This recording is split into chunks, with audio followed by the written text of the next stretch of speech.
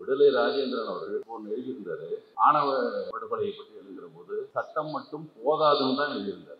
அவரு ஆணவ சட்டம் மட்டும் போதாதுன்னு சொன்ன உடனே விடுதலை ராஜேந்திரன் ஆணவ சட்டத்தை இயற்றக்கூடாது என்று எதிர்ப்பு தெரிவிப்பது எதனால் அப்படின்னு ஒருத்தன் எழுதுறான். ஒருத்தன் எழுதுனா பரவாயில்ல, ஒரு முக்கிய பொறுப்பில் ஒருவர் மக்கள் அதிகாரம் என்ற அமைப்பு, ஒரு இடதுசாரி அமைப்பு, பேப்பர்ல ஹெட்லைனை படிச்சுட்டு பேசுற மாதிரி நீங்களும் பேசாதீங்க தோழர், பூரா படிங்க தோழர் அப்படின்னு. திராவிடர் கழகம் பேர் வைக்கிறது பிரச்சனை இருந்தாரு. அது பொய். இவனுக்கு மட்டும் என்னன்னா பூரா பொய்யர்கள் தான், உண்மையே பேசுறதே கிடையாது. இவனுக்கு அப்படித்தான் இருப்பார்கள். விடுதலை ராஜேந்திரன் அவர்கள் எழுதினார்.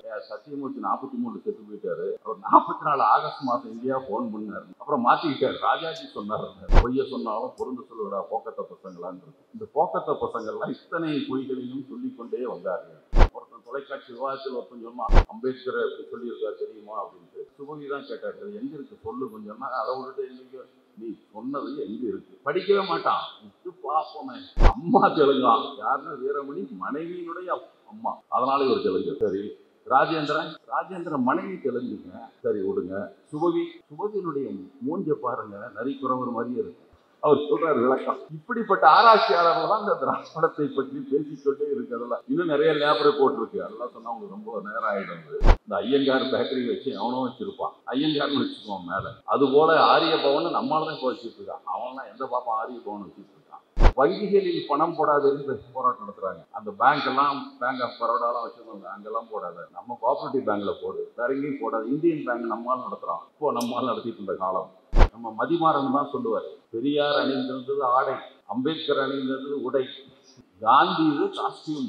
அது காஸ்டியூம். காந்தி ஒரு எளிமையாக காட்டுற காஸ்டியூம். அது நான் பேசுவதற்கு முன்னால் 2 செய்தி சொல்லிடணும். ஏற்கனவே பல செய்தியெல்லாம் அவங்க சொல்லி பேசுறாங்க. பெரியாருடைய நண்பராகவும் இந்திய கம்யூனிஸ்ட் கட்சியினுடைய மூத்த தோழராகவும் ஒரு அழுத்தமான தொழிற்சங்கவாதியாகவும் இருந்தவர் ஏஎஸ்கே என்று அழைக்கப்படுகிற, அதற்கு முன்னால் ஏஎஸ்கே ஐயங்கார் என்று அழைக்கப்பட்ட ஒரு தோழர். அவர் ஒரு முறை ஐயங்கார் என்று இருப்பது அவமானமாக இருக்கிறது என்று சொல்லி அதை அரசு அறிவிப்பில் கெசட் நோட்டிஃபிகேஷன் கொடுத்து விட்டார். என்னுடைய பெயர் இனிமேல் ஏஎஸ்கே மட்டும்தான் என்று அவர் கொடுத்து விட்டார். அவர் பகுத்தறிவின் சிகரம் பெரியார் என்ற நூலை, கடவுள் கற்பனையே என்ற நூலை, தங்கம்மா என்கிற ஒரு 600-700 பக்கம் கொண்ட புதினத்தை பெரியாருக்கே படைப்பாக்கியவர். இந்த மண்ணில் சிவப்பு விதைகளை தூவிய பெரியாருக்கு சமர்ப்பிக்கிறேன் என்று எழுதியிருப்பார். அவ்வளவு அழுத்தமான நண்பர். அவர் பெரியாரிடம் சொல்லி இருக்கிறார். சொன்ன உடனே பெரியார் சொன்னாரா, என்னங்க நீங்க எதுக்கு ஜாதி பெயர் எடுத்தீங்க? அவர் கேட்டது, சாதி பெயரை எடுக்க வேண்டும் என்று சொல்லி தீர்மானம் 29 போட்டு, அதற்கு முன்னால் 27ஆம் ஆண்டிலிருந்து ஜாதி பெயரை விட்டொழித்தவர். ஆனா கேட்டாரா, ஒரு ஐயங்கார் பாப்பான திட்டினாதாங்க நல்லா இருக்கும், நீங்க அதை விட்டுட்டு வெறும் ஏஎஸ்கேன்னா யாருன்னு தெரியாது. அதனாலதான் தோழர் ஸ்ரீநிதி அவர்கள் இந்த நெற்றியிலும் கழுத்திலும் விபூதியோடு வந்திருக்க வேண்டும் என்று எனக்கு விருப்பம். அது இல்லை, இன்னும் கொஞ்சம் மகிழ்ச்சியாக இருந்திருக்கும். அதை மட்டும் சொல்லி சில செய்திகளை பகிர்ந்து கொள்ள வேண்டும். நான் என்ன பேசணும்னு தெரியல, எல்லாவற்றையும் பேசிவிட்டார். நம்மால் சுந்தரிக்கையில் வேலை சில கேள்விகளை போட்டு விட்டார். திராவிடர் என்ற அடையாளம் தமிழருக்கு எதிரானதா என்ற கேள்வி. திருக்குறளை தங்கத்தட்டில் வைத்த மலம் என்று பெரியார் சொன்னாரா? தாம இச்சை வந்தால் தாயிடமோ தங்கையிடமோ தீர்த்துக்கொள் என்று பெரியார் சொன்னாரா? இப்படியெல்லாம் நிறைய இதில் போட்டிருக்காங்க, தெரிந்து கொள்ளுங்கள் என்று. அதையெல்லாம் எல்லாவற்றையும் விரிவாக பேசுவதற்கு நேரம் இல்லை என்றாலும் கூட சில செய்திகளை நாம் பேசுகிறோம். முக்கியமாக திராவிடர் ஒரு கூட்டம் புதுசாக வந்திருக்கு. அவ்வப்போது சில காலாண்டுகள் வரும், கொஞ்சம் காலம் இருக்கும், பளிச்சுன்னு பார்க்கறதுலாம் ஈர்ப்பாக இருக்கும், பல இடத்துக்கு போயிடுவாங்க. பெரியாருக்கு அந்த காலத்திலிருந்து பல பேர் இருந்திருக்கிறார். வாவேஸ் ஐயர்னு ஒருத்தர் இருந்தார். உங்களுக்கு தோழர் கூட சேரன்மாதேவி குருகுலத்தை பற்றி சொன்னார். அவர் எப்படி ஆள் என்றால், அவர் பெரிய புரட்சிக்காரெல்லாம் சொல்லுவாங்க. அவர் இங்கிலாந்தில் படித்தவர். அவரை பற்றி அவருடைய இன்னொரு ஐயங்கார் ஒருத்தர் எழுதியிருக்கிறார் அவரை பற்றி. அவர் ஐயர், இவர் ஐயங்கார். TSS ராஜன் என்று பெரியாருடைய ராஜாஜியினுடைய அமைச்சரவையில் அமைச்சராக இருந்தவர். அவர் மருத்துவம் படித்தவர். அவர் மேற்கல்விக்காக இங்கிலாந்து போறாரு. பார்ப்பனர் அல்லவா, அதனால சைவ உணவை மட்டும் சாப்பிட வேண்டும் அப்படின்னு நினைச்சிட்டு இருக்கிற ஆளு. ஆனால் அங்கு போனால் பேயிங் கெஸ்டா ஒரு வீட்டில் இருக்கணும்னா அங்கு சைவத்திற்கு தான் அதிக செலவாகும். நாளைக்கு தெரியும்னா கவலையே இல்லை, எளிதாக எங்கே வேணாலும் சாப்பிடலாம், எளிய குறைந்த விலையில் கிடைக்கும். அந்த சூழலில் ரொம்ப சிரமப்பட்டிருக்க பண கஷ்டத்தில். அவருடைய மூத்த மாணவராக இருந்த வாவே செய்யர் ஒரு நிகழ்ச்சிக்கு வர்றார், சந்திக்கிறார், போய் கேட்குறாரு என்னங்க செய்யறது என்று கேட்கிறார். அவர் ஆலோசனை சொல்றாரு, ஐயருக்கு ஐயர் ஆலோசனை சொல்லுவாங்கல்ல, அவர் சொல்றாரு நீ இங்க இருக்க வரைக்கும் எல்லாத்தையும் சாப்பிடு. இவருக்கு பயம், இங்கெல்லாம் இந்த கறி இருக்காது, நம்ம கோமாதாவது தானே இருக்கோம் என்று அவர் நினைக்கிறார். பரவாயில்ல சாப்பிடு, நானும் 3 வருஷமா அதைத்தான் சாப்பிட்டு இருக்கேன் என்று சொல்லுகிறார் அவர். அந்த வாவே செய்யர் அவர் தான் இங்கே நம்ம குழந்தையும் பார்ப்பன குழந்தையும் நம்முடைய சமூக குழந்தைகளும் ஒன்றாக உட்கார்ந்துடன் தஞ்சையை சோறு போட்டார். ஏன்னா அது பிராமண தர்மத்துக்கு எதிரான. அந்த ஆள் தான் முத பெரியாரும் வரதராஜன் நாயுடு தமிழ்நாடு காங்கிரஸ் கமிட்டி தலைவர். பெரியார் தமிழ்நாடு காங்கிரஸ் கமிட்டி புதுச்சேரி ஆக போகுது, 25 தான் தலைவராகிறார். மீண்டும் பெரியார் மன்னிக்கணும், 1925 தான் ஆகிறார், மீண்டும் தலைவராக. அந்த நேரத்தில் இவர் வாவே செய்யர் சொல்லுகிறார், இது தமிழ்நாட்டில் நடக்கிற குருகுலம். இந்த குருகுலத்தில் கன்னட தேசத்தாராகிய ராமசாமி நாயக்கரும் ஆந்திர தேசத்தாராகிய வரதராஜன் நாயுடும் கேள்வி கேட்பதில் என்ன நியாயம் என்று சொல்கிறார். எல்லா விஷயத்துகளையும் அவன் தூக்கிட்டு இருப்பான், நம்மால் பொறுக்கிக்குவான், திருப்பி அப்பப்போ போட்டுட்டு இருப்பான். அவன் தான் தொடங்கி வைக்கிறான். அப்புறம் தொடர்ந்தா நம்ம தலைவர்லாம் வந்தார். மாப்போசி தெரியும், ஒரு தமிழ் தேசிய வீரர். அவரை பற்றி நிறைய எல்லாரும் கேட்டிருப்போம், நிறைய கேட்டு சலித்து போயிருப்போம். தமிழ்நாட்டிலேயே அதாவது மன்னிக்கணும், தமிழ்நாட்டில் சில வித்தியாசமான முடிவுகள்லாம் எடுத்தவர் அவர் தான். தமிழ்நாட்டு அரசியலுக்கு தொடர்பில்லாத ஒரு ஆள். முதல்ல இந்திக்கு ஆதரவு தெரிவித்தவர், அதை நம்ம சொல்லுவோம். அது இந்த தேசத்தின் மொழி, எனவே இந்தியை கற்கலாம். அப்புறம் இன்னொன்று சொன்னார், நான் இந்து என்பதால் சமஸ்கிருதம் படிக்கிறேன். எல்லா இந்துக்களும் எல்லா இந்தியரும் இந்தியும் சமஸ்கிருதத்தையும் படிங்கன்னு சொன்ன தமிழ் தேசியவாதி. இன்னொன்று, பசுவதை கடைக்கு ஆதரவு கேட்ட தமிழ் தேசியவாதி, ஆதரவு தெரிவித்தவர், யாரும் சொல்லல. அதே போல பிரிவினை எதிர்த்தார். இந்தியா ஒன்றாக இருக்க வேண்டும், இந்தியாவிலிருந்து தமிழ்நாடு பிரிய வேண்டும் என்பது எப்போதும் என் நோக்கம் இல்லை. இந்த பிரிவினைவாதிகளுடைய குரலை ஒடுக்குவதற்காகத்தான் நான் தமிழரசு கழகம் என்ற பெயரால் தமிழ் தேசியம் என்பதை பேசிக் கொண்டிருக்கேன்னே சொன்னவர். இந்து பத்திரிகைக்கு பேட்டி கொடுத்தார். நான் எப்போ பிரிவினை பேசியிருக்கேன், இந்தியாவோட தான் இருக்கணும் தமிழ்நாடு. இன்னொன்று அதை விட சிறப்பாக சொன்னார், குலக்கல்வி திட்டம் எல்லோரும் கேள்விப்பட்டிருக்கு, அதை பற்றி அறியாதவர்களே இருக்க முடியாது. நான் முதல் பெரியாரை பார்த்திருக்கிறோம், உரையை கேட்டது என்பது நான்லாம் 9ஆம் வகுப்பு 10ஆம் வகுப்பு. அப்போ இடைத்தேர்தலுக்கு பெரியார் இங்கே பரப்புரைக்கு வந்தார். அந்த பரப்புரையில் அவர் பேசிய 2 செய்தி. காங்கிரஸ் ஒரு வேட்பாளர், திமுக வேட்பாளராக கந்தப்பன் நிற்கிறார். இப்போ பெரியார் காங்கிரஸுக்கு ஆதரவாக இருந்த காலம் 63. அப்போ அதில் சொன்னார், குலக்கல்வி திட்டத்தை பற்றி மட்டும்தான் சொன்னார். குலக்கல்வி திட்டம் என்று நம்மவர் கல்வியை தடுப்பதற்கான ஒரு முயற்சியை செய்து கொண்டிருக்கிறார்கள். அந்த குலக்கல்வி திட்டத்தை கொண்டு வந்தவரும் ஒருத்தர் நிறுத்தியிருக்காரு. அப்போ திமுக ராஜாஜியோட கூட்டணி, குலக்கல்வி திட்டத்தை கொண்டு வந்தவர் நிறுத்தியிருக்கார். இன்னொருத்தர் தான் பதவிக்கு வந்த 7ஆம் நாளில் குலக்கல்வி திட்டத்தை ரத்து செய்து ஆணையிட்ட காமராஜர் ஒருத்தர் நிறுத்தியிருக்கார். நீங்கள் யாருக்கு போடணும் நீங்கள் முடிவு பண்ணிக்கீங்கன்னு சொன்னார். அப்போ தமிழ்நாடே குலக்கல்வி திட்டத்தை கொண்டு வந்தது காங்கிரஸ் அரசு. ஆனால் தமிழ்நாடு காங்கிரஸ் கமிட்டி தலைவர் காமராஜர் அதை எதிர்த்தார். தமிழ்நாடு காங்கிரஸ் கமிட்டி பொதுச் செயலராக இருந்த சேலம் பாரிஸ்டர் ஸ்ரீ ராமசாமி என்று சொல்லுவார்கள், கீதாலட்சுமி கல்லூரியுடைய உரிமையாளர் அவர் எதிர்த்தார். காங்கிரஸில் பிளேக் நோய் வந்து விட்டது, பூந்து விட்டது, அதெல்லாம் உடனே ஆப்ரேஷன் பண்ணி அகற்றணும்னு ராஜாஜி சொன்னவர் அவர். ஆனால் நம்ம தமிழ் தேசிய வீரர் மட்டும்தான் குலக்கல்வி திட்டத்தை ஆதரித்து அவருடைய மத்திய குழுவில் தீர்மானம் போட்டவர். தமிழ் தேசிய வீரர்கள்லாம் வருது. அப்புறம் உங்களுக்கு தெரியும், அடிக்கடி எது சித்திரையா தையா ஆண்டின் முதல் நாள் என்று அதெல்லாம் கதை வந்து கொண்டே இருக்கும். இப்போ பல காலத்தில் தை முதல் நாள் தான் தமிழ் புத்தாண்டு என்று சொல்லிக் கொண்டிருக்கிறோம். இப்போதும் ஒவ்வொரு முறை வரும், நம்ம திருப்புவாங்க, இப்படியே நடந்து கொண்டிருக்கிறது. ஆனால் அந்த காலகட்டத்திலே சித்திரை தான் தமிழ் புத்தாண்டு தொடர்பு என்பது உறுதியாக நின்ற ஒரு மாப்போஸ். அப்புறம் தமிழ் தேசியத்தெல்லாம் கோபப்பட்டு தான் அப்புறம் திமுக திராவிட எதிர்ப்பு மாநாடுகளை ஓராண்டு முழுதும் நடத்தினார். ஒரு 51ஆம் ஆண்டு பூராவும் அவருடைய வேலையை திராவிட இயக்க எதிர்ப்பு மாநாடுகள். அதை நடத்தணும் முடியல. நடத்தி முடிச்சு பார்த்தா நான் 15 பவுண்டு எடை ஏறி இருந்தேன்னு சொன்னார். அவ்வளோ சோறு போட்டுருக்கான் எல்லாம் அவனுக்கு. இப்போ பேசுறா அப்படி திமுகவை தீக்காவை விட்டு. அவர் தான் உதயசூரியன் சின்னத்துல தான் எம்எல்ஏ ஆனார். அது வரைக்கும் திராவிட எதிர்ப்பு பேசுறவன் உதயசூரியன் எம்எல்ஏ ஆனாரு. அதுக்கப்புறம் பார்த்தாரு, இந்த ஆட்சி போயிடுச்சா, அதுக்கு என்ன அதிமுக சேர்ந்துக்கலாம். இவர் தமிழ்நாட்டில் பிறமொழியினர் என்று ஒரு நூலை எழுதியவர். அப்புறம் மலையாளி எம்ஜிஆர் கட்சியில போய் சேர்ந்துக்கிட்டு அவர் திரும்பவும் மேலவை தலைவர் பதவியும் அங்கே வாங்கிட்டார்.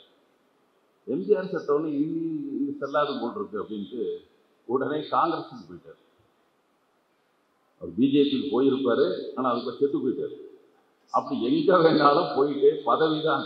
அதோட தினத்தஞ்சில காசு இப்போ கூட அந்நியில் போட்டிருந்தாங்க. அவர் நாற்காலியை தலையில் தூக்கிட்டு முதலமைச்சர் CN அண்ணாதுரை இன்னும் பழகி இருக்கும். இவர் போய் நின்றுட்டு அண்ணா தம்பி வந்திருக்கிறேன்னு சொல்லுவார். நாற்காலி ஒன்று எடுத்துகிட்டே போயிடுவார். அவ்வளவு பதவி பிடித்தவருக்கு கிண்டல் செய்வார். இந்த தமிழ் தேசியம் அப்புறம் அது நிறைய குட்டிகள்லாம் வந்துட்டே இருந்தது. பெரியாரை பற்றி விமர்சனம் செய்தது ஏராளம். அப்புறம் அதுக்கப்புறம் நம்ம குணா, பெங்களூர் குணான்னு ஒருத்தர் வந்தார். அப்புறம் நம்ம ஊரில் ரவிக்குமார்னு ஒருத்தர் வந்தார். விடுதலை சிறுத்தைகளுடைய ஒரு நாடாளுமன்ற உறுப்பினராக இருக்கிறார். அவர் எப்பவும் குழப்பவாதியாகவே இருப்பார். அவர் வந்தார். அப்புறம் தான் எல்லாம் ஒவ்வொருத்தராக வந்துகிட்டே இருக்காங்க. இவரெல்லாம் பேசிக்கொண்டிருக்கிற கேள்வி என்ன, திராவிடம் என்றால் அது ஏதோ ஆபத்தானது, அது நம்ம எல்லாம் அழிக்கிறதுக்குனே கண்டுபிடிச்சிருக்காரு பெரியார். நம்ம ஐயா மணியரசன் 10 வருஷத்துக்கு தோழர் மணியரசன், இப்போ ஐயா மணியரசன்.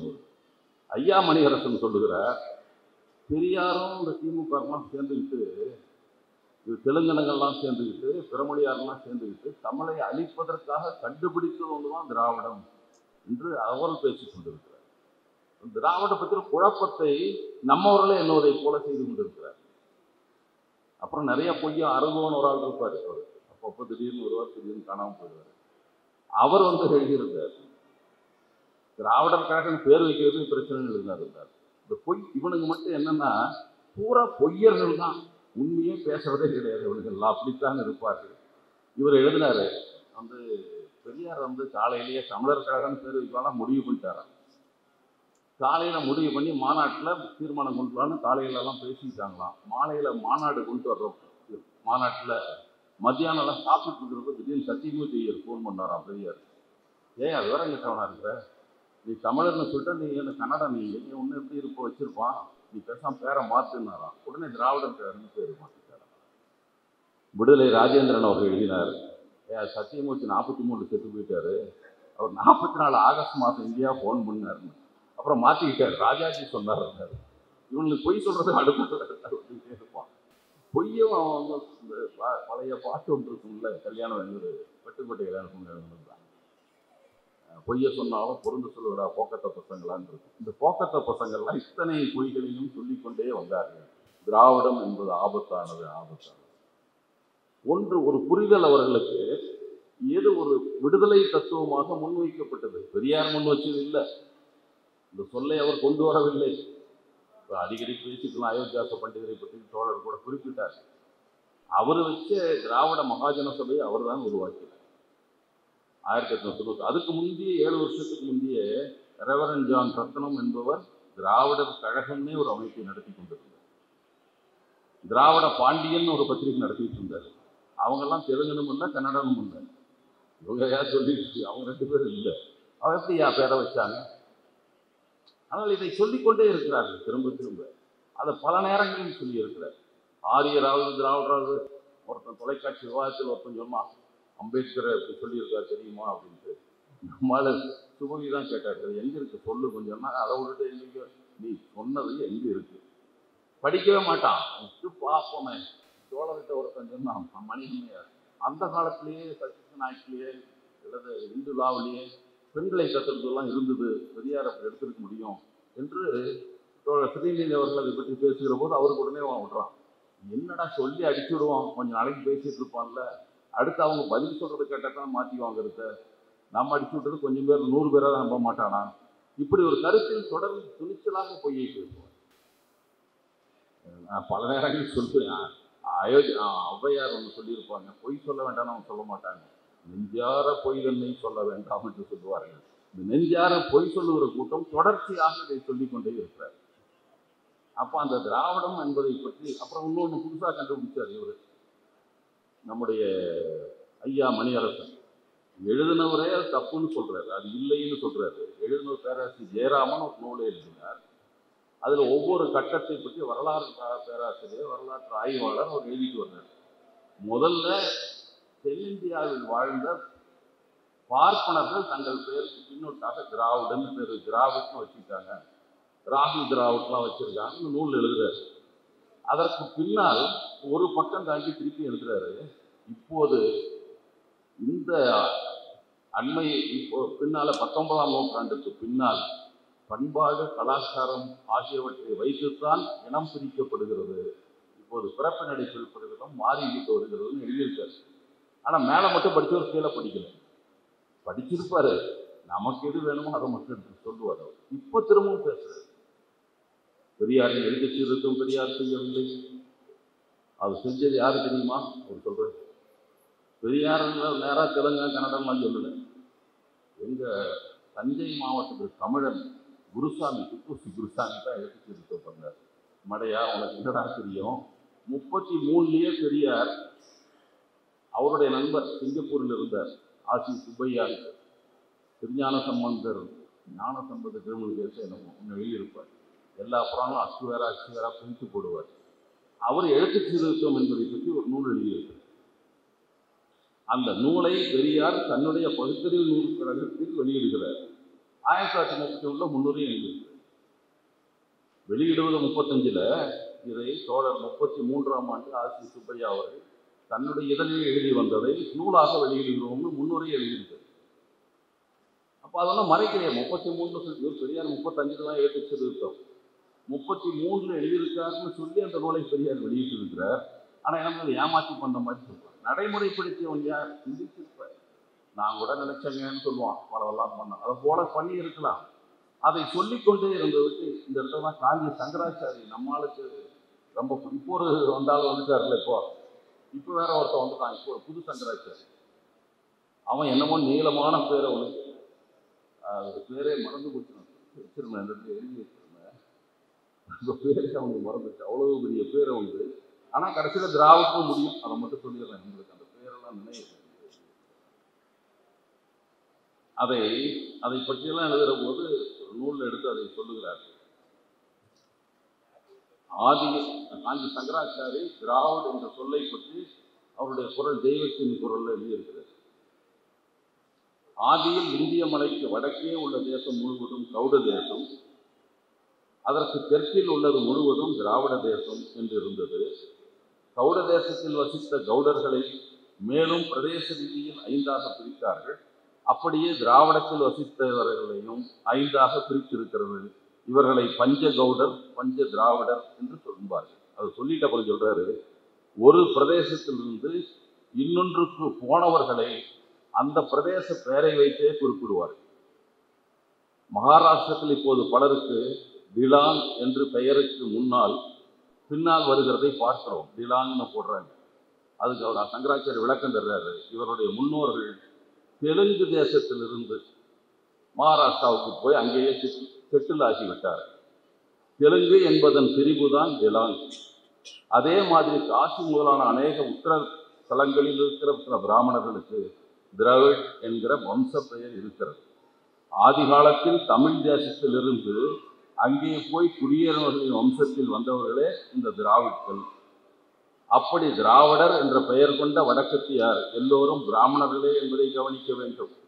அவர் சொல்றாரு, ரேஸ் தியரிப்படி, அவர் இன வாதம் சொல்றாரு, ரேஸ் தியரியின்படி பிராமணர்கள் திராவிடர்களுக்கு மாறானவர்கள், விரோதிகள், எதிரிகள் என்று கூட சொல்லலாம். ஆனால் வாஸ்தவத்தில் இன்றைக்கு வடதேசத்தில் தமிழ்நாட்டு பிராமண வம்சத்தவர்களுக்கே தான் திராவிட் என்ற அடைமொழி இருக்கிறது. இதிலிருந்து திராவிட என்பது பிரேசத்தை குறிப்பது என்று இனத்தை குறிக்கவே இல்லை என்று தெரிகிறது அல்லவா? அவர் தப்பிக்கிறதுக்கு ஆரியர் திராவிடரை பிரித்து பார்க்க சங்கராச்சாரி சொல்றாரு.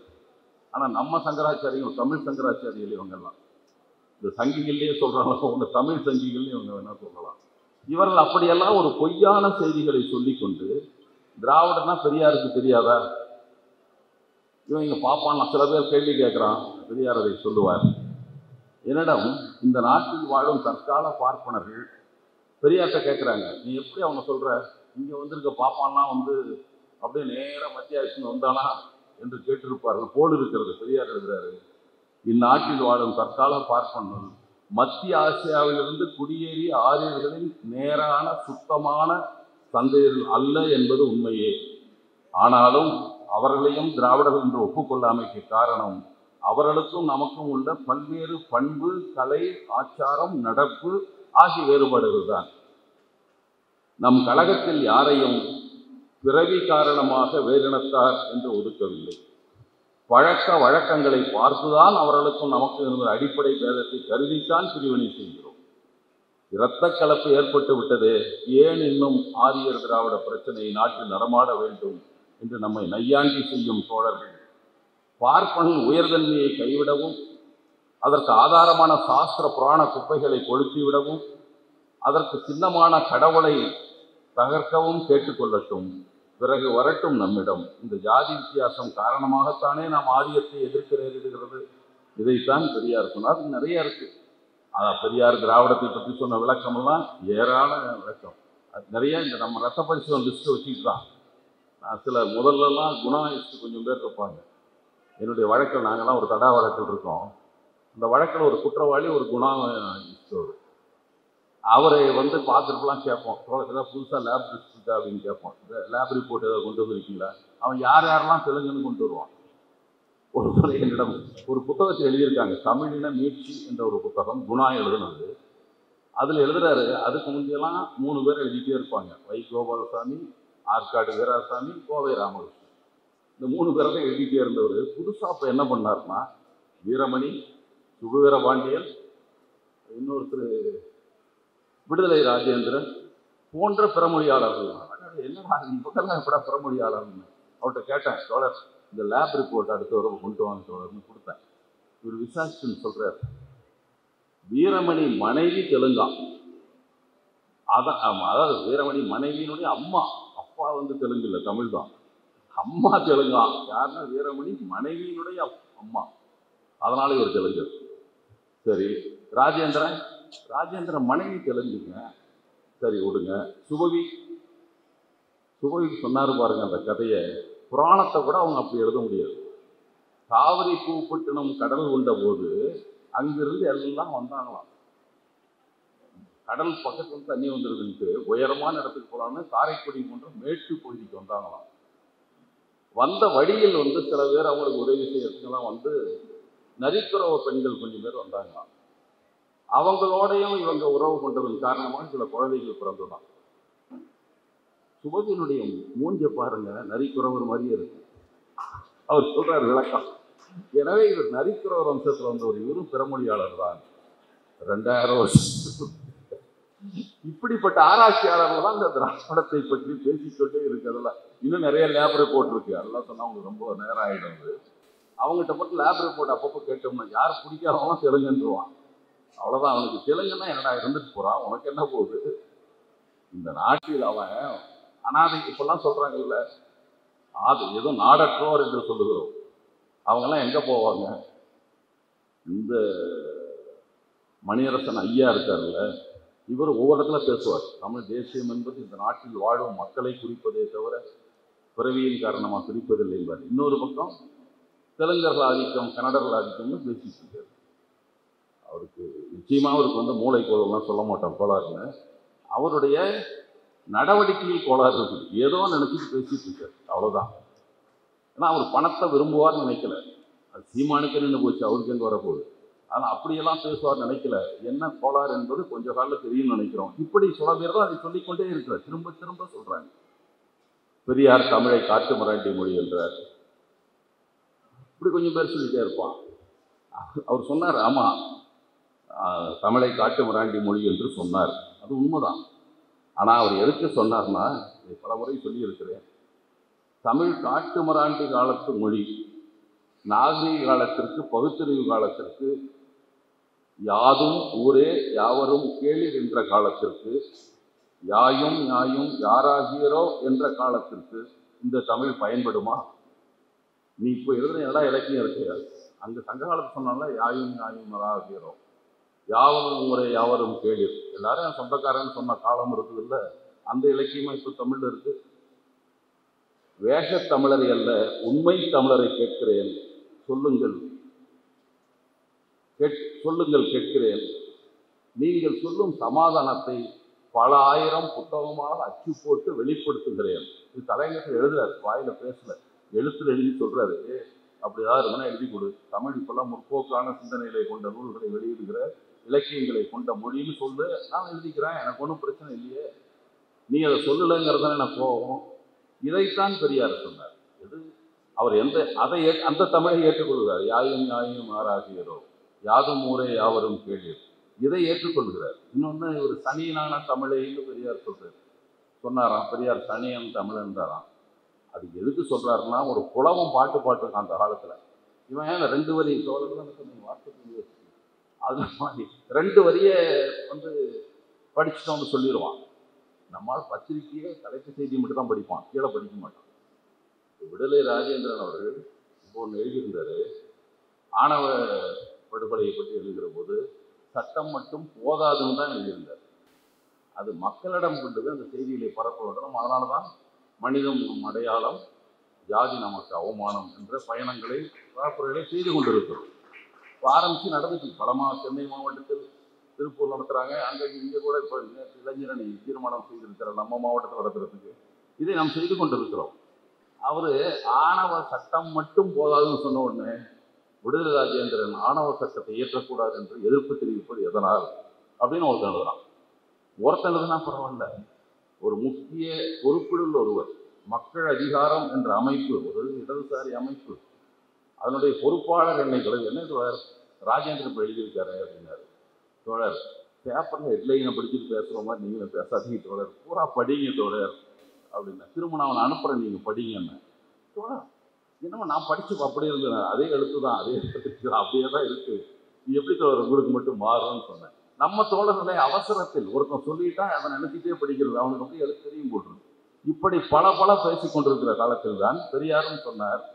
ஒரு புலவம் பாடியிருக்கான், அட கெடுவாய் பல தொழிலும் இருக்க தமிழ் அதிகமென்றே கற்றுவிட்டோம் அறிவில்லாமல். அவர் சொல்லலாம், திடமுளமோ கணமாட களக்குளத்தாட செப்பிடு வித்தைகளாட தெரிந்தோம் இல்லை, கடமுளை வேசையராய் பிறந்தோம் இல்லை, தனியனான தமிழை விட்டு தையலார்தம் இடமிருந்து தூது சென்று பிழைத்தோம் இல்லை, என்ன ஜென்மம் எடுத்து உலகில் இருக்கின்றோமோ அப்படின்னு எழுதுறாரு.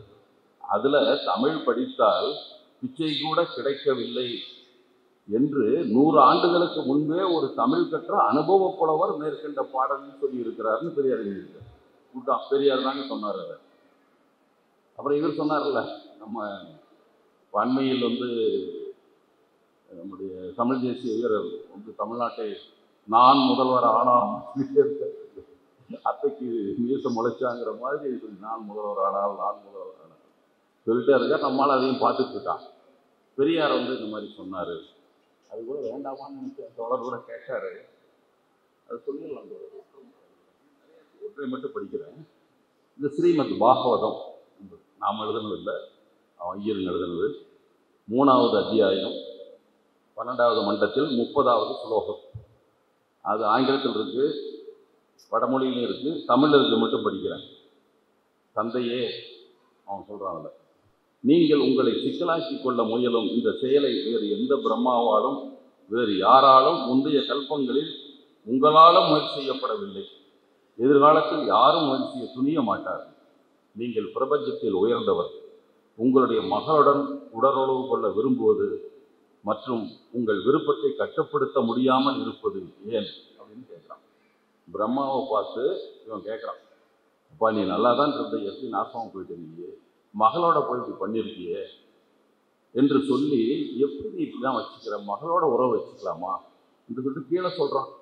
நீங்கள் மோஸ்ட் பவர்ஃபுல் பீயிங், நீங்கள் மிகவும் சக்தி வாய்ந்தவராக இருந்தாலும் உங்கள் குணாதிசயங்கள் பொதுவாக மக்களால், ஆன்மீக மக்களால் பின்பற்றப்படுவதால் இந்த செயல் உங்களுக்கு பொருந்தாதுன்னு சொல்கிறான். அது பக்கத்தில் நான் கோவையில் பேசினேன் பெரியார் பிறந்த நாளில். உன்னை இந்து முன்னணிக்காரன் அடுத்த நாள் ஆர்ப்பாட்டம் பண்ணானோ, எங்கள் தமிழ் கடவுள்களாம் கேவலப்படுத்திட்டாங்க. நான் அடுத்த ஒரு கூட்டம் போட்டு திராவிட இயக்கமும் ஈழ விடுதலை என்ற தலைப்பில் ஒரு கூட்டம் சொன்னேன். உனக்கு இருந்தால் அந்த புத்தகத்தை போய் கொளுத்திட்டு போ, அதில் சொன்னதை நான் படித்தேன். அது கேவலமாக இருக்கா, நீ கொளுத்திடுறத எங்கிட்டையும் கேள்வி கேட்டுட்டு இருக்கிற. ஒரே ஒரு காரணமாக இருக்க முடியும், அதை ஆரம்பிக்கிறப்போ தமிழில் தந்தையே அப்படின்னு ஆரம்பிக்கிறான். இந்த கோஷ்டிகள்லாம் தந்தைனா பெரியாரை மட்டும்தான் தெரியும். அப்படிதான் அவங்களும் ஏற்றுக்கிட்டு இருக்கனால உடனே தந்தைனா பெரியார் ஞாபகம் வந்துருச்சு. அவனுக்கு அட பெரியாரை தான் பார்த்துட்டு கேட்டான் போது. பாகவத்தில் போயா பெரியாரை பற்றி கேள்வி கேட்பான். நிறைய கதைகள். திருவிளையாடல் புராணத்தில் மாபாதகம் தீர்த்த படலம்னு ஒன்று இருக்கு. எல்லா இடத்துலையும் நம்ம சாமி பாம்பா வரும், திடீர்னு பார்ப்பன உருவம் எடுக்கும், அப்படிதான் எழுதுவோம் கதையெல்லாம். இதில் தான் உண்மையிலே ஒன்று எழுதிடுறான்.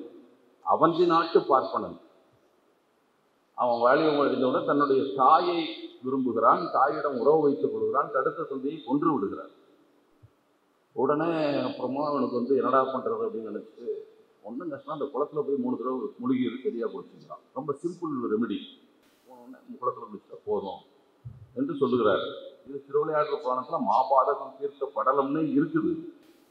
நீ இந்த கதையை வச்சுக்கிட்டு இதை பெரியார் ஒரு கூட்டத்தில், பெரியாருடைய சாவுக்கும் கடைசி கூட்டம் பேசுறது 19ஆம் தேதி 19/12/1970 கடைசி கூட்டம். இந்த உரை 17/11/1973 கும்பகோணத்தில் பேசுகிறார், புத்தகமாக இருக்கிறது. அதில் இந்த கதையை எடுத்துக்காட்டி இப்படியெல்லாம் கதையை வச்சுக்கிட்டு ஆபாச கதையை வச்சு இந்த மதத்தில் என்ன வாடாங்கிறானே நீங்கள் போவீங்களா என்று கேட்கிறார் மக்களை பார்த்து. அதை மேலையும் கதையும் விட்டான். இந்த கொட்டேஷன் மட்டும் பெரியார் இவர் சொன்னார்னு சொல்லியிருக்கான். இதுதான் நடக்கிறது. இப்படி பல செய்திகளில் பொய்களையே பேசிக் கொண்டிருக்கிறார்கள் நிறைய இடத்துல. இப்போ நீங்கள் ஏதாவது தமிழ் பேசி இருந்தால் பாருங்கள், இந்த தேவிகுளம் சீர்மேடு இதெல்லாம் காரணம் யார் தெரியுங்களா? இந்த ராமசாமி நாயக்கர் பண்ணம் தான். இதெல்லாம் போயிருக்காது. இது வரலாறாக உங்களுக்கு தெரியுமா? இதெல்லாம் படிச்சிருக்கீங்களா? முதல்ல காங்கிரஸ் கட்சியை ஏற்றுக்கொள்ளவில்லை. உங்களுக்கு சில விஷயங்களை காங்கிரஸ்காரனும் மானமுள்ள தமிழர் நிறைய பேர் இருந்திருக்கான். ஆனால் காமராஜர் காலத்தில் அந்த ரெண்டையும் என்ன தேதியில் ஒரு தீர்மானம் போடுறாங்கன்னா, சில வரலாறுகளை நாம் பேச வேண்டிய தேவை இருக்கிறது. நம்முடைய இதில்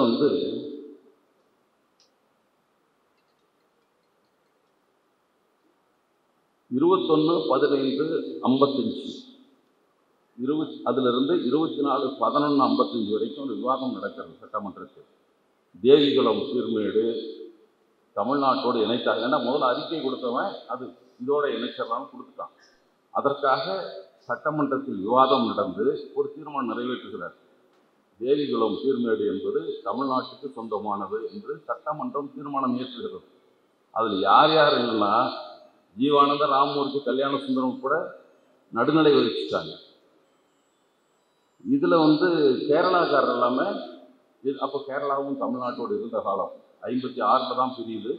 அது வரைக்கும் கேரளாவில் நம்ம கிருஷ்ணய்யர் கூட, நீதிபதி கிருஷ்ணய்யர் அப்போ எம்எல்ஏ, அவங்கெல்லாம் கூட அதில் ஓட்டு போட்டு எதிர்த்து தான் வாக்களித்தார்கள். ஆதரவாக 122 வாக்குகளும் எதிராக 18 வாக்குகளும் கொண்டு அந்த தீர்மானம் நிறைவேற்றப்படுகிறது. இது ரெண்டும் தமிழ்நாட்டுக்கு தான் சொந்தம் என்று தீர்மானம் சட்டமன்றம் இயற்றி நாடாளுமன்றத்துக்கு அனுப்பும். நாடாளுமன்றத்தில் என்ன செய்கிறார்கள் என்றால் 16/12/55 தீர்மானம் இயற்றி 20 நாள் கழித்து நாடாளுமன்றத்தில் ஒரு தீர்மானம் நிறைவேற்றுறாங்க. தேவிகுளம் சீர்மேட்டை கேரளாவோடு இணைத்து விடலான்னு தீர்மானம் நிறைவேற்றுறாங்க. ஆனால் எங்கள் தமிழ்நாடு காங்கிரஸ் பெரிய காமராஜர் உறுதியாக இருக்கிறார், அது ரெண்டு எங்களுக்கு தான் என்று சொல்லுகிறார். திருப்பியும் தூது அனுப்புகிறாங்க. காமராஜர் ஒத்துக்கொள்ளவில்லை. நேராக நேரு கூப்பிட்றாரு, காங்கிரஸ் போகலை. சி சுப்பிரமணியத்தையும் பக்தவசரத்தையும் நீங்கள் போயிட்டு வாங்கன்னு அனுப்புகிறார். 2 பேரும் போகிறாங்க. அங்கே மீண்டும் வற்புறுத்துகிறார்கள், இல்லை தமிழ்நாட்டுக்கு இல்லை கேரளாவுக்கு சொன்னாலும் தீர்மானத்தை மாற்றி பண்ணுங்கிறார். அந்த 2 பேர் என்ன செய்தார்கள் தெரியுமா? நேராக அங்கிருந்து பம்பாய்க்கு போகிறாங்க. அப்போது தாப்பர் என்ற ஒருவர் இருந்தார். அவர் தான் அகில இந்திய காங்கிரஸ் தலைவர். அவர்கிட்ட போய் 2 பேரும் தங்களுடைய காங்கிரஸ்லேருந்து விளைவிக்கிறோன்னு கடிதம் கொடுத்துட்டு வந்துடுறாங்க தமிழ்நாட்டுக்கு.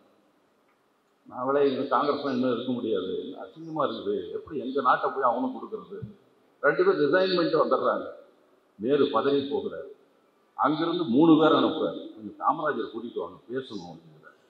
காமராஜர் ரொம்ப வற்புறுத்தாரு, பிரச்சனையாயிடும், பெரிய சிக்கலாயிடும், தமிழ்நாடு இந்தியா ஒற்றுமைக்கு செஞ்சு போயிடும். அந்த கோபத்தோடு மீண்டும் வந்து சொல்லி தொலைங்கன்னு சொல்லிட்டு, விவாதமே கிடையாது, ஒரு தீர்மானத்தை சொல்லி எல்லாத்தையும் யாரும் ஓட்டு போடுறதுக்கு காங்கிரஸ் எல்லாம் ஓட்டு போட்டுருப்பாங்க சொல்லி அந்த போதுதான் கேள்வி கேட்கிறாரு, என்ன வந்து பெருமேடையும் தேவி குலத்தையும் கொடுக்குறீர்களா? அட குளமாவது மேடாதுப்பா, எல்லாம் தமிழ்நாட்டு தான்ப்பா இருக்கு என்று அப்போதுதான் காமராஜர் சொன்னார். முதல் முறை அல்ல, இத்தனை எதிர்ப்புக்கு பின்னால் ஏற்றுக்கொண்டார். காங்கிரஸ்காரனே அப்படி இருக்கிறப்போ ஏதாவது பெரியார் இயக்கம் இவங்கெல்லாம் ஏற்றுக்கொண்டு இருப்பார்களா? எப்படி ஏற்றிருப்பாங்கன்னு சொன்னால், பெரியாருக்கான பல தீர்மானங்களை நம்முடைய மத்திய குழுவில் மத்திய திராவிட கழகத்துக்கு மத்திய குழு தீர்மானம் நிறைவேற்றுகிறது. அதே மாதிரி பலவற்றையும் சொல்லலாம். இப்போ நம்ம ஆதித்தனார் இன்னொரு பெரிய தமிழ் தேசிய தலைவர், அவர் தமிழ் பேரரசு கட்டலான்னு, அவர் தமிழ்நாட்டையும் இலங்கையும் சேர்த்து தமிழ் பேரரசு இங்கேயே அங்கே போய் இவர் கட்டுறாராம். கோரையேரி அப்படின்னு வானங்கிரி வைரத்து கட்டுறாங்க கதை சொல்லுவாங்கல்ல, அது மாதிரி அவர் சொன்னார் தமிழ் பேரரசு அமைக்க போகிறோம் என்று.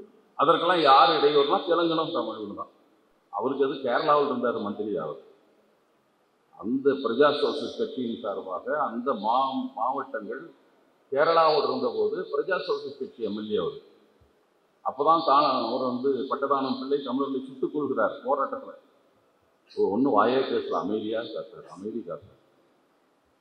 இவர் தமிழ் தேசிய தலைவர் சண்டை போட, என்னடா தமிழ்னு சொல்கிற, பதவின்னு வரணும் இல்லை, பதவியோட விருப்பம் இல்லை. இவங்கெல்லாம் தான் பேசுகிறாங்க தமிழ் தேசிய தலைவர்னு பேசிட்டே இருக்காங்க. அதோட பல சென்னையில் இருக்க வேண்டும், சென்னை தமிழ்நாட்டுக்குத்தான் என்பதில் கூட பெரியார் வந்து தெலுங்குக்கு ஆதரவாக இருந்தார். பெரியார் அதில் வந்து ஒரு கூட்டம் கூட்டுகிறார்கள். தமிழ்நாடு முஸ்லீம் லீக் தான் அந்த கூட்டத்தை கூட்டுது. பெரியாரை சிறப்புரையாற்ற அழைக்கிறார்கள். அதில் சொல்கிறார், ரொம்ப மற்றெல்லாம் வேண்டாம், 2-3 பிரச்சனைகள் சொல்லப்படுகின்றன. அவன் ஆந்திராக்காரன் என்ன கேட்டான்னா, சென்னையிலே தலைநகர் இருக்கட்டும், ஆந்திரா பிரிஞ்சுக்கிட்டோம், இன்னும் 5 வருஷத்துக்கு இருக்கட்டும், இங்கே இருக்கிற பல்கலைக்கழகத்தில் எங்களுக்கு 26 விழுக்காடு எங்களுக்கான இடங்கள் கொடுக்கப்பட வேண்டும். 36 விழுக்காடு இடங்கள் கொடுக்கப்பட வேண்டும். இதில் வந்து உயர்நீதிமன்றத்திலும் நீதிபதிகளும் எங்களுக்கு அங்காளங்கள்லாம் தேவை வச்சுக்கணும், இதெல்லாம் கேட்கிறார். அது பெரியார் வந்து நிறைய பேசிட்டு அதெல்லாம் வேண்டாம், சென்னையில் கொஞ்ச நாளைக்காவது இருக்க வேண்டும் என்கிறார். எல்லாம் சொல்லிட்டு பெரியார் கடை சொல்கிறாரு, பாகப்பிரிவினை செஞ்சாச்சு, சமையல் மட்டும் உங்கள் அடுப்புலேயே செஞ்சுக்கிறது என்னடா நியாயம் என்று பேசுகிறது. என்ன நியாயம் நீங்கள் பேசுகிறீங்க? இதை பற்றி பேச்சே எடுக்கக்கூடாது. காமராஜர் தந்தி கொடுக்கிறார், இது இரத்த களரி ஆகிவிடும் தமிழ்நாடு. இவரை போய் சொல்கிறான். வரலாறை படிக்காதவர்கள், தெரியாதவர்கள், அல்லது படித்தாலும் சொல்ல விரும்பாதவர்கள் திராவிட இயக்கத்துக்கு எதிராக. அதோட என்ன சிறப்பு என்றால், இந்த தேவிகுலம் பெருமேட்டுக்காக போராட்டம் நடக்கிறது. செங்கோட்டையில் வந்து போராட்டம், திராவிட முன்னேற்ற கழகத்தை சேர்ந்து 110 பேர் போய் போராடுறாங்க. அரசு அலுவலகங்களை முற்றுகையிடுகிறார்கள்.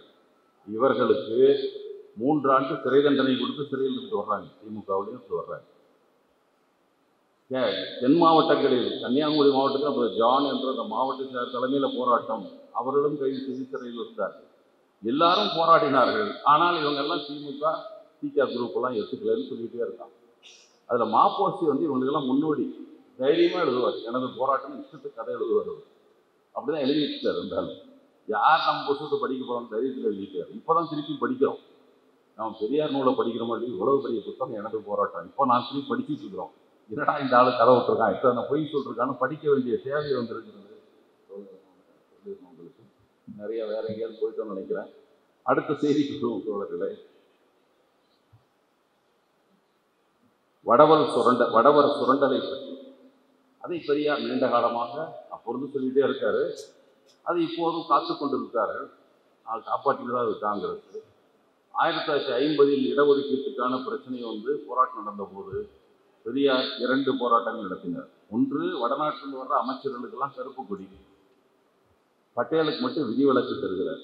அவர் நம்மால் பார்ப்பான்ல, அவனுக்கு மட்டும் காட்டாதுன்றார். பட்டேல் கேட்கிறார், ஏன் எனக்கு மட்டும் கருப்புடி காட்டுதுன்னு அவர் கேட்கிறார். இல்லை, நீங்கள் பார்ப்பன் அல்லாதவர் என்பதால் வேண்டாம் என்று நிறுத்தி வைத்திருக்கிறார். அவர் ரொம்ப இதாகிறார். அப்படியா, நான் போய் பேசுகிறேன், அந்த சட்டத்தை உடனே திருத்தம் கொண்டு வரது, நானும் போய் இருப்பேன்னு அவர் போறார். இது போராட்டம். இன்னொரு பக்கம் வடவர் சுரண்டல் தடுப்பு போராட்டங்கள் நடக்கின்றன அப்படின்னு சொல்லி ஒரு ஜவுளி கடை, செல்லாராம் அப்படின்னு ஒரு ஜவுளி கடை, அந்த ஜவுளி கடைக்கு முன்னால ஆரிய பவன் என்கிற உணவு விடுதிக்கு பின்னால நம்மளும் கூட ஆரிய பவன் பேர் வச்சுக்கலாம். இந்த ஐயங்கார் பேக்கரி வச்சு எவனோ வச்சிருப்பான், ஐயங்கார்னு வச்சுக்குவான் மேலே. அதுபோல ஆரிய பவன் நம்மளால தான் இப்போ வச்சுட்டு இருக்கான். அவன்லாம் எந்த பாப்பான் ஆரிய பவன் வச்சுட்டு இருக்கான். ஆரிய பவன் என்கிற உணவு விடுதிக்கு முன்னாலும் போராட்டம். 2 போராட்டங்கள் 4 நாள் நடந்தோடனே தமிழ்நாடு முழுதும் இருக்கிற வடவர் கடைக்கு முன்னாலும் போராட்டம்னு என்ன, மக்களை தயவு செய்து அந்த கடையில் வாங்க, பக்கத்தில் நம்மால் கடை இருக்கு, அங்கே போங்க. இப்படித்தான் வங்கிகளில் பணம் போடாதுன்னு போராட்டம் நடத்துகிறாங்க. அந்த பேங்க் ஆஃப் பரோடாலாம் வச்சுருந்தாங்க, அங்கெல்லாம் போடாத, நம்ம கோஆபரேட்டிவ் பேங்க்கில் போடு, வேற எங்கேயும் போடாது. இந்தியன் பேங்க் நம்மால் நடத்துகிறோம், அப்போது நம்மால் நடத்திட்டு இருந்த காலம். இந்தியன் பேங்க்கில் போடு, எல்லாம் கோஆபரேட்டிவ் பேங்க்கில் போடு, வடவர வங்கிகள் பணம் போடாது என்று போராட்டம். நான் நினைத்துக் கொள்வேன், சொல்வதும் உண்டு, இந்த போராட்டத்தாண்டா வடவன் பயந்துருப்பான். நேரு பயந்தாருன்னா நம்ம போராட்டத்தெல்லாம் பயந்துருக்க மாட்டார். வடக்கு தேன் இவன் துரத்தினா அப்புறம் ஒவ்வொருத்தனா துரத்துவானே. இவங்களுக்கெல்லாம் பணம் கொடுக்குற முதலாளி காங்கிரஸ் கட்சியினுடைய பொருளாளர் பஜாஜ், ஜமன்லால் பஜாஜ், இந்த பஜாஜ் நிறுவனங்கள்லாம் இருக்குல்ல, அதனுடைய உரிமையாளர் பிர்லா. அவருடைய எளியவரான காந்தி பிர்லா மாளிகையில் தான் தங்கியிருந்தார். அவர் ஒன்றும் குடிசை போட்டுட்டுலாம் இருக்கு. அவர் எங்கேயாவது வெளியே போனால் மட்டும் ஒடுக்கப்பட்ட சேரிகளில் போய் காந்தி தங்குவார். அதற்காக குடிசைகள் கட்டப்படும். காந்தி வர்றதுக்கு முன்னாடியே அங்கே போஸ்ட் ஆஃபீஸ் வந்துடும், டெலிஃபோன் கனெக்ஷன் வந்துடும். கொஞ்சம் அழுக்கு சட்டை போட்டால் கொஞ்சம் பேர் காந்தியோட வருவாங்க, அழுக்கு சட்டை போட்டால் உயர் ஜாதிக்காரர்கள் கூட வருவாங்க, அங்கே இருப்பாங்க. இப்படி தான் காந்தி போராட்டம். அவர் எளிமையான மனிதர், ஆட்டுப்பால் தான் குடிப்பார். எங்கே போனாலும் கூட்ஸ் ட்ரெயினில் ஒரு 30 ஆடு போகும், ஒரு வெட்டரி டாக்டர் கூட போவார் ஆட்டை செக் பண்ணுறதுக்கு. அந்த பாலை காந்தி குடிப்பார். சரோஜினி நாயுடு என்ற ஒருவர் வந்து அதுக்கு ஒரு கேள்விப்பட்டிருக்கிறது, கவிக்குயில் சரோஜினி நாயுடுன்னு சொல்லுவாங்க. அவங்க தான் சொன்னாங்க, காந்தியாரே, உங்களை எளிமையாக வைத்திருப்பதற்கு எங்களுக்கு ஏராளம் செலவாகிறது அப்படின்னு சொன்னாங்க. எளிமையாக நிறைய செலவாகுதுப்பா, நீ வழக்கு பெரியார் அப்படிலாம் பண்ணிக்கலையே.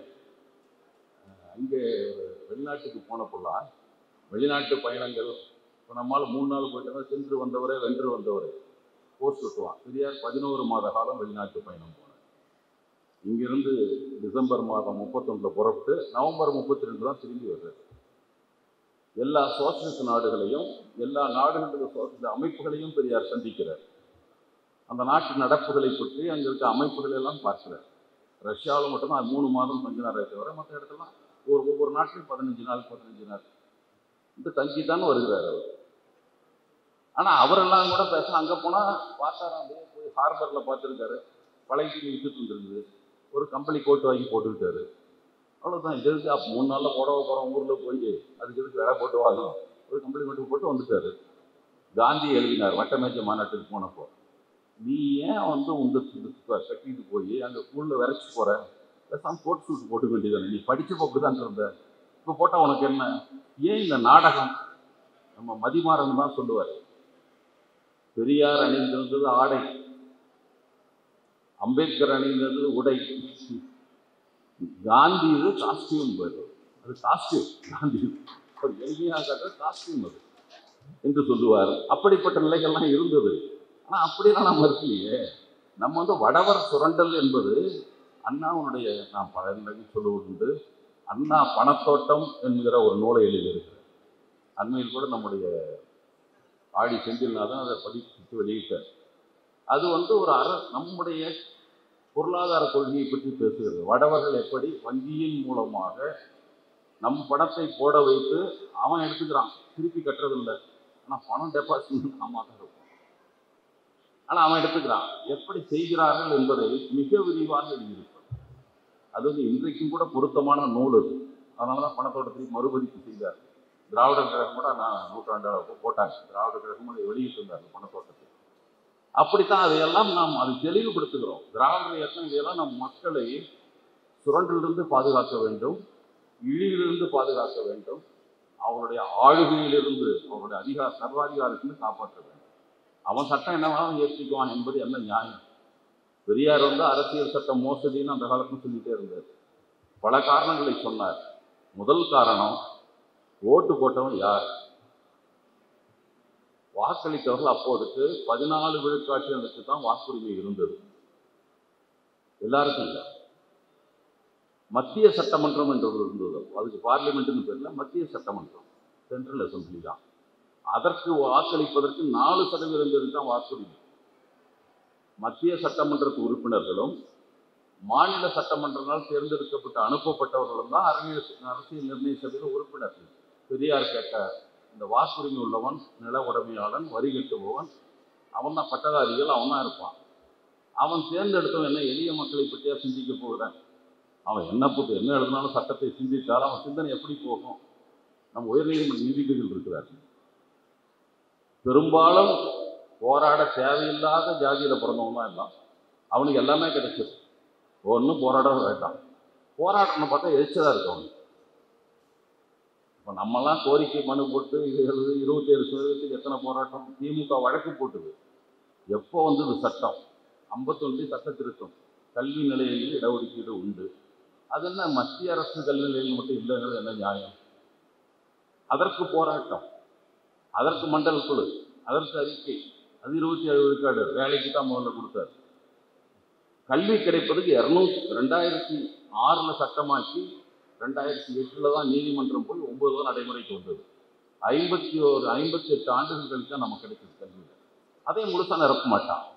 ஆனால் அந்த நீதிபதிகள் யார் உட்கார்ந்து பேசுறவங்க? 9 நீதிபதிகள் உட்கார்ந்து மண்டல ஆணையம் செல்லும் என்று சொல்லிவிட்டார்கள். ஆனால் 2 பேர் உட்கார்ந்துக்கிட்டு சரியான சென்சஸ் இல்லை, சென்சஸே எடுக்கல, 31ஆம் ஆண்டு எடுத்தது தான், அதை வச்சு நான் அப்படி பண்ண 2 பேர் உட்கார்ந்துக்கிட்டு ஸ்டே ஆர்டர் கொடுக்குறான்.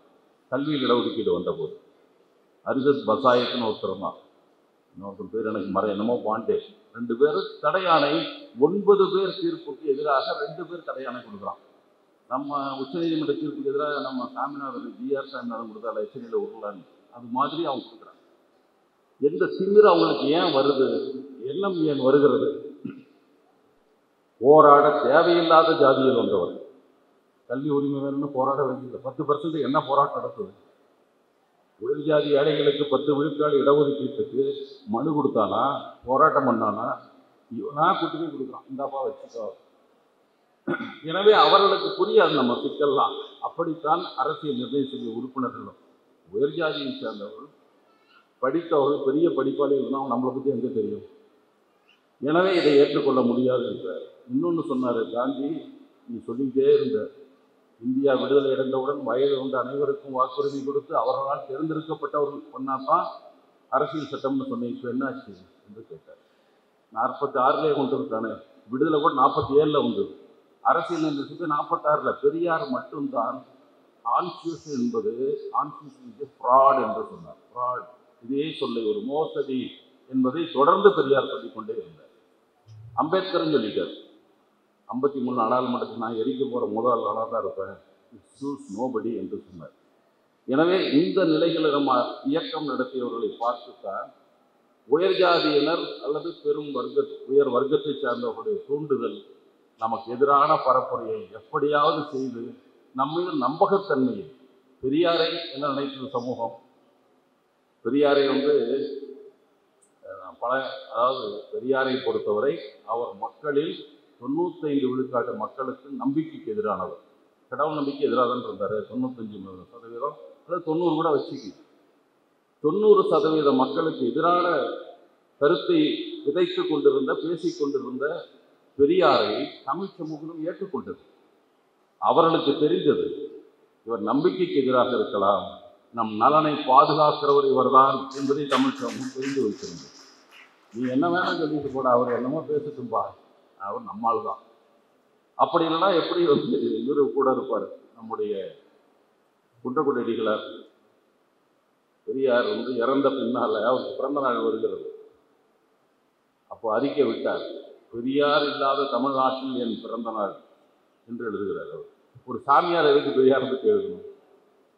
அவருக்கு அவ்வளவு ஆழமாக மனதில் பதிந்திருந்தது பெரியாரை பற்றி, பெரியாரை பற்றிய சிந்தனை.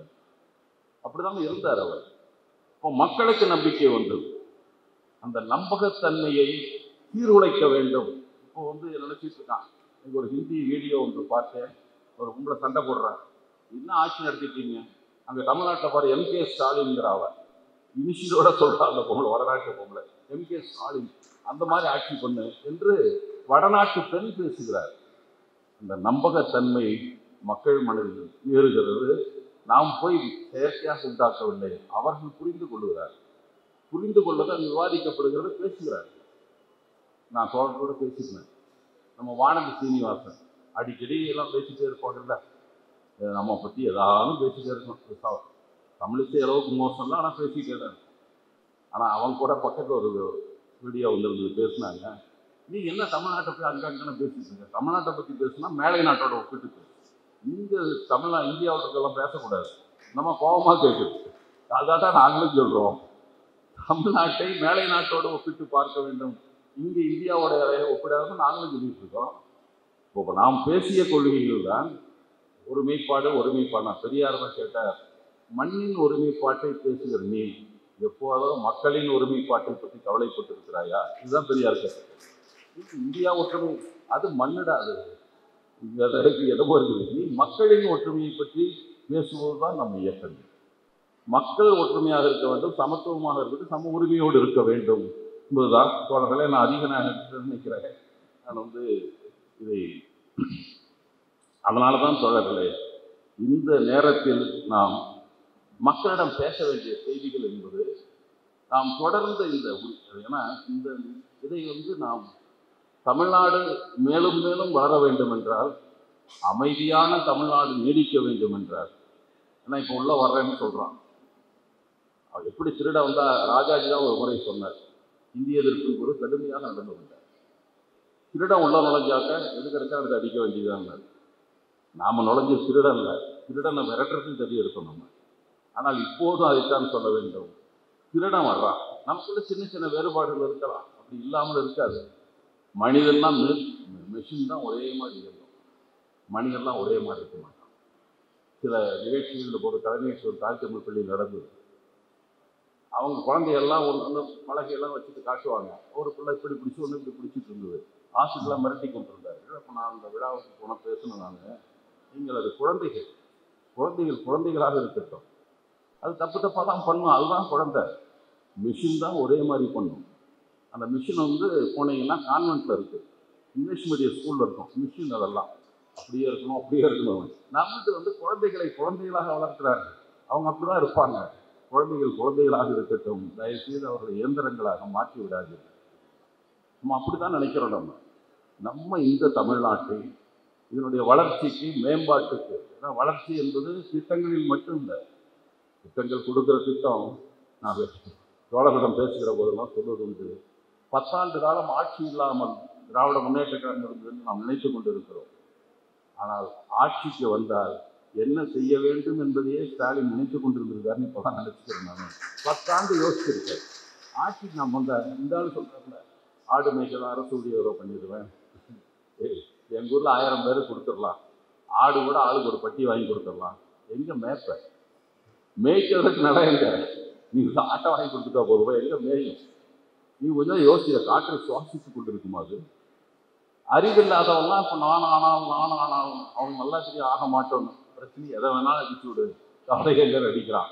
ஆனால் அப்போ அது கலைஞர் தான் சொன்னார், 2 பெண்களுக்கு சண்டை வருது, அவன் கரண்டி ஆட்டி பேசுகிறான், இவன் ஆட்டாமல் பேசிட்டு இருக்கா. ஏன்னா இவன் கரண்டியில் உளுந்து இருந்தது, அவட்ட ஒன்றுமே இல்லை, ஆட்டி பேசுகிறா. உள்ள உளுந்து இருக்கு, நான் கொஞ்சம் ஆட்டாமல் தான் பேசுகிறேன், எல்லாம் கொட்டி போயிடும். அந்த பொறுப்புணர்வு நமக்கு இருக்கிறது. அவன் பேசினாலும் பேசலாம், உறுதிமொழி கொடுத்தால் அடுத்தாண்டு கேள்வி, அப்போ கொடுக்காத உறுதிமொழிக்கே கேட்டுட்டு இருக்கான். இப்பெல்லாம் நீட்டை ஒழிச்சியான்னு கேட்குறான். நீட்டை ஒழிப்பதற்கு முதல் சட்டமன்ற தீர்மானம் நிறைவேற்றி ஒழிப்பதற்கு முழு முயற்சி செய்யும் ஒன்றுதான் உறுதிமொழி. நம்மளால இல்லை ஒழிச்சு விடுவேன்னு சொன்ன படுறா இன்னொரு தடவை எடுத்து படுறா, சும்மா எவனோ சொன்னதை சொல்லிட்டு இருக்காது, எடுத்து உறுதி படி அப்படி இருக்காதுல்ல. முழு முயற்சி செய்வோம், அதுதான் இருக்கு. அதைத்தான் பேச வேண்டிய, நம்ம தான் பேச வேண்டிய தேவை இருக்கிறது. எனவே நாம் திராவிடம் என்பது நமக்கான கொள்கை. எளிய மக்களை, புறக்கணிக்க மக்களை, வஞ்சிக்கப்பட்ட மக்களை, வரலாற்று காலத்திலிருந்து வஞ்சிக்கப்பட்ட மக்களை, அதுக்கு இப்படி சொல்லுவாங்க, பாசிட்டிவ் டிஸ்கிரிமினேஷன் சொல்லுவாங்க. பாகுபாடு காட்டுவது என்பது நேர்மறையாக பாகுபாடு காட்டுவது. நம்ம எல்லாம் இது காம்பன்சேட்டிவ் டிஸ்கிரிமினேஷன் என்று சொல்வது உண்டு. நாம் இழந்து போனவற்றை, நம்ம அறிவு கூட ஒரு பாட்டு போட்டிருப்பார், அறிவு என்ற ஒரு தோழர் ஒரு பாடல் எழுதியிருப்பார் இந்த கோட்டாவை பற்றி. உன் பாட்டனெல்லாம் வச்சாண்டா எங்களுக்கு வேட்டு, அதுக்கு தாண்டா கேட்குறோம் கோட்டாவில் சீட்டுன்னு ஒரு பாட்டு கேட்டிருப்பார். நான் ஏன் கேட்குறோம், உன் பாட்டெல்லாம் எங்களுக்கு வேட்டு வச்சாண்டா, அதை காம்பன்சேட் பண்ணுறதால அதுக்கு இடஒதுக்கீட்டை கேட்டுக்கொண்டது என்று அந்த பாடல் வரும். அதுதான் உண்மை. அதற்கு பாதுகாவலனாக, ஊக்குவிப்பனாக, ஆட்சியாளரோடு போராடுபவர்களாக, உச்சநீதிமன்றத்தில் போய் ஏதாவது தீர்ப்போம் நம்ம தான் வாங்கியிருக்கோம் ஒவ்வொரு தடவையும். மற்றவனுக்கு உரிமைக்கெல்லாம் கலைஞர் அவர் ஒரு கேள்வி, சில பேருக்கெல்லாம் அதுதான் உதிக்கும். நாடாளுமன்றத்தில் அங்கே டெல்லியில் குடியரசு தினத்துக்கு குடியரசுத் தலைவர் குடியேற்றுவார். விடுதலை நாளில் முதன்மை அமைச்சர், இவர் தான் தலைமை அமைச்சர் தான், பிரதமர் தான் பண்ணுறார். அதனை இங்கே மட்டும் ரெண்டுக்குமே கவர்னர் பண்ணுறது என்று கலைஞர் தான் கேள்வி. கலைஞர் கேள்வியால் தான் எல்லா மாநிலத்து முதலமைச்சர்களும் கொடியேற்றிருக்கிறான். இதெல்லாம் எவனும் கொடியேற்ற முடியாது. குடியரசு நாளில், விடுதலை நாளில், விடுதலையா இல்லையாங்கிறது வேற விஷயம். இந்த நாளில் கொடியேற்றுவதற்கான உரிமை யாரும். இப்போ இந்தியை பற்றி பேசுகிறோம், இந்திய ஆட்சி மொழியை பற்றி இப்போ ஒவ்வொருத்தனா பேசுகிறான். இந்துத்துவவாதியாக இருந்த சிவசேனாக்காரெல்லாம் பேசுகிறான். இதெல்லாம் இந்திக்காரனுக்கு என்ன வேலை, அடிக்கிறான் வேற. நம்மளாம் அடித்ததில்லை, அவனு அடிக்கிறான். ஏன் மராட்டி கட்டில் இங்கே என்ன வேலை, ஓடி போயிருந்தோம். அவன் அப்படி ஒரு தீர்மானத்தை அப்போது திராவிட முன்னேற்ற கழகம் ஏற்று தமிழர்களுக்கு மட்டும் வேலை என்பதை நம்ம அதை பலவற்றை மறந்து விடுகிறோம். அதை மணியம்மையார் தலைவராக வந்தவுடன் ஒரு தீர்மானம் போட்டார். திராவிடர் கழகத்தின் அடுத்த பணி என்று ஒரு தலையங்கம் எழுதினார். நம்ம மத்திய குழு தீர்மானம் போடுவோம், மே நாள் கொண்டாடுகிற போது இந்த மே நாள் 8 மணி நேர வேலை